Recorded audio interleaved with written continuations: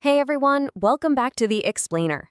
Today, we're skipping our usual agenda because we're jumping straight into a completely wild, fast-paced story all about survival, deeply kept secrets, and, believe it or not, super strength. I mean, seriously, what happens when a super strong teenage genius disguises herself as her twin brother just to infiltrate a school full of elite billionaires? It honestly sounds like a totally impossible scenario, right? But the sheer absurdity and the incredibly high stakes of this premise are exactly what makes this whole explainer so compelling. So to really understand how she ended up in this crazy situation, we have to start right at the beginning. All right, part one, the overprotective mother, surviving a house of isolation. Our main character, Rhee, grew up in this deeply oppressive environment, and there's just this intense physical and mental contrast between her and her twin brother, Rye. So on one hand, we have Rhee. She's super strong, a natural genius, and she's actually forced to wear this short, choppy haircut just because her mom thought it was somehow safer. And then on the other hand, there's Rye. He's incredibly fragile, constantly coddled by their wildly paranoid mother, and he's the one sporting long, delicate hair. Rhee was literally kept locked indoors her whole life, basically treated like a total disappointment just for being born strong. 17 feet. Let that sink in. That is exactly how far an 8-year-old Rhee sent her mother flying across a hospital room and straight into a wall. See, their mom had caused this massive scene, literally lunging at doctors over a tiny little bump on Rhee's elbow, and young Rhee just tried to stop her. This super chaotic moment was the exact point where her extraordinary super strength was fully awakened. So fast forward a few years, their mother's paranoia has reached an absolute peak, to the point where she actually cuts the power to their own home because she's terrified the government is coming for them. Well, Rhee, using her self-taught genius, goes to fix the electricity and ends up stumbling upon this incredible advertisement. It's for an elite all-boys boarding school, and they're offering an electronic scholarship along with a massive cash prize. For Rhee, you guys, this isn't just a new school, it is a literal ticket to freedom. So she packs her bags, steals her brother Eye's identity, and just runs. Which brings us to part two. Disguised as a boy, entering a world of hot nerds and bullies. Arriving at this new campus wearing her fragile brother's identity, Rhee is totally expecting a bunch of awkward geeks, but instead, she's completely thrown off to find a student body full of guys who look like they walked straight off a cinematic romance movie set. But, not everyone is welcoming. She meets this guy Bruce, who literally introduces himself with these insane self-proclaimed traits. He calls himself Bruce No Truce, claims he straight up owns the school, hates geniuses, and hates rats. The guy's instantly unhinged, incredibly arrogant, and he immediately puts a target on Rhee's back just for being the new genius on campus. Luckily, though, Rhee is saved from Bruce by a really sweet, highly observant boy named Adam. But that wave of relief turns into pure comedic panic when she realizes her housing situation. She is sharing a tiny dorm room with Adam, as in sleeping, changing, and just existing in the same room together. For a teenage girl desperately trying to hide her true identity, realizing she has to share a microscopic living space with a guy is pretty terrifying. And that perfectly sets up part three, bullies and new friends, bathroom disasters and secret brothers. As the social dynamics at the school escalate, Rhee has to navigate these incredibly bizarre encounters while keeping this massive secret intact. And the chaos really peaks at Bruce's frat-style party.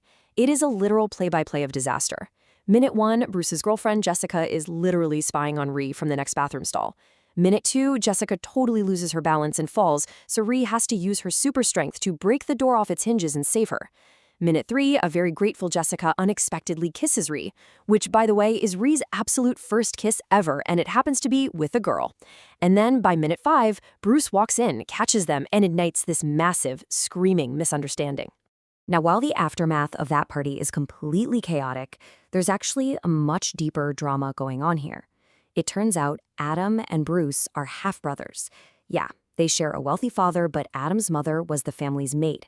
And this creates a deeply tense, highly unequal dynamic between them.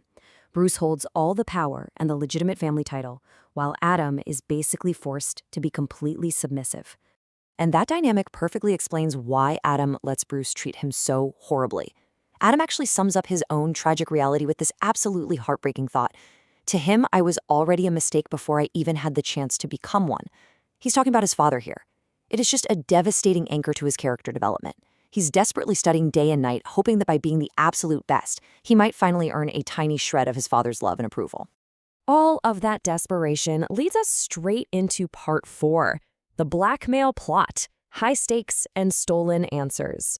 So as the national electronics competition gets closer, the energy really ramps up. Both Rhee and Adam qualify for the finals, but the looming pressure starts pushing everyone, especially the bullies, to their absolute breaking point. Because it's not just a trophy, it is $50,000. That is the massive cash prize on the line. For Adam, winning is all about proving his worth to his dad. But for Rhee, that 50 grand is quite literally everything. It represents her ultimate independence.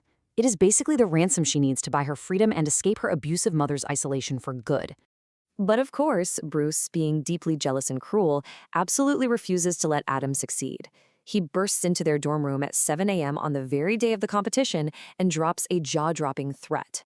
He plans to publicly expose Adam for supposedly stealing the final exam answers from the principal's office. Bruce even brags that he had his own guys hack the CCTV system to completely fabricate the evidence, just ruthlessly trying to force Adam to drop out of the competition.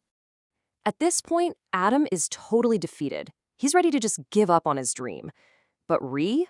Oh, she refuses to give up. Step 1. She casually uses her super strength to grab Bruce and effortlessly flip him right over her shoulder onto the floor. Step 2. She and Adam tie both Bruce and a very dramatic Jessica up with rope and tape. Step 3. They literally just leave them squirming on the floor and sprint to the competition. It is honestly the most chaotic yet deeply satisfying neutralization of a threat you will ever see. Which takes us right into part 5, the robot disaster reveal. The exact moment everything falls apart. So they managed to make it to the auditorium just in the nick of time. But simply getting to the competition wasn't the final victory. We have to ask ourselves right here, would that $50,000 prize actually buy her freedom?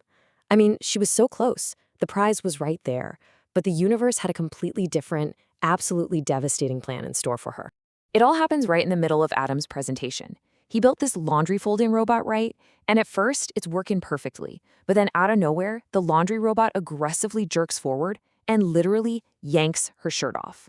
In one terrifying, heart-stopping second, it completely exposes her true physical identity to the entire auditorium of her peers. But before the crowd can even fully process what they're seeing, Adam is right there. He immediately throws a massive towel over her and says, "I got you, Raze. You're okay. Go backstage. I'll handle this." Notice that. He uses her real name. It's this brilliant reveal to us that Adam had actually deduced her secret weeks ago when she accidentally slipped up on a phone call. He kept it to himself because he just wanted to protect her. So, Rhee frantically runs backstage, and miraculously, the judges decide to still award her first place for her own project. But during her victory speech, the ultimate betrayal goes down. Her manic mother literally crashes the stage. She starts screaming to the crowd that Rhee is her daughter, not a boy, all while poor twin brother Rye is just standing there wrapped in actual protective plastic. The disguise is permanently destroyed and her dream is entirely shattered. Which brings us to the final chapter, part 6, taking back control, losing the prize but finding her voice. Look, hitting absolute rock bottom like that is devastating, but it ultimately forces our protagonist into some immense character growth. She couldn't hide anymore. She had to face reality head-on. Because of the deception, Rhee does lose the prize money and she's sent home. But her bravery actually deeply inspires Adam. He finally stands up for himself, confesses the whole truth to his dad, and, surprisingly, he actually earns his father's pride. Meanwhile, Bruce's terrible behavior finally catches up with him and he gets shipped off to a disciplinary school. Adam later visits Rhee to tell her that facing his fears changed his entire life. And that leaves us with this final super powerful image. Inspired by Adam's courage, Rhee picks up a phone and makes a call. "Hi, I want to report my mom." And we have to wonder, is this the true start of her freedom? Because by finally calling the authorities on her abuser, she finds a sense of empowerment that no cash prize could ever buy.